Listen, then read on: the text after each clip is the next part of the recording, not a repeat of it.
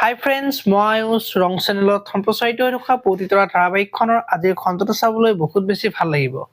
কিয়নো আজিৰ খণ্ডটোত অকিৰণক জোনে জেলৰ পৰা ঘৰলৈ লৈ গৈ থাকিব আৰু তেতিয়া অকিৰণে মোৰ সকলো শেষ হৈ গ'ল, মানুহে মোক এতিয়া হাঁহিব, মই এজন ক্ৰিমিনেল বুলি ক'ব আৰু তেতিয়া জোনে এনে অদৰকাৰী চিন্তাবোৰ কৰি নাথাকিবচোন, চাব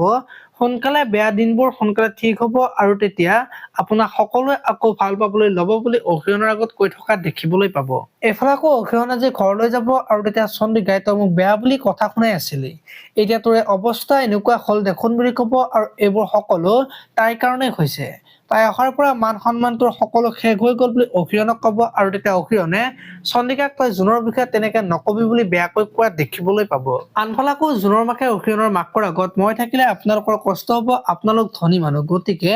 আপোনালোকৰ লগত মিলিব নোৱাৰিম বুলি ক'ব আৰু তেতিয়া অকিৰণৰ মাকে ইটা বালি চিমেণ্টেৰে সজা ঘৰটোৰ নিচিনা মানুহৰ সুখ দুখৰ উমান লওঁ, কিন্তু সুখ দুখৰ ওপৰত নিৰ্ভৰ নকৰে, তাত থকা মানুহখিনিৰ মানসিকতাৰ ওপৰতহে নিৰ্ভৰ কৰে বুলি কোৱা দেখিবলৈ পাব। আপোনালোকে পতিতৰা ধাৰাবাহিকখন চাই কেনেকুৱা পায় কমেণ্ট কৰি জনাব, আৰু যদি আপোনালোকে এতিয়ালৈকে চেনেলটো ছাবস্ক্ৰাইব কৰা নাই তেতিয়াহ'লে চেনেলটো ছাবস্ক্ৰাইব কৰি ভিডিঅ'টোত এটা লাইক কৰি দিব। ধন্যবাদ।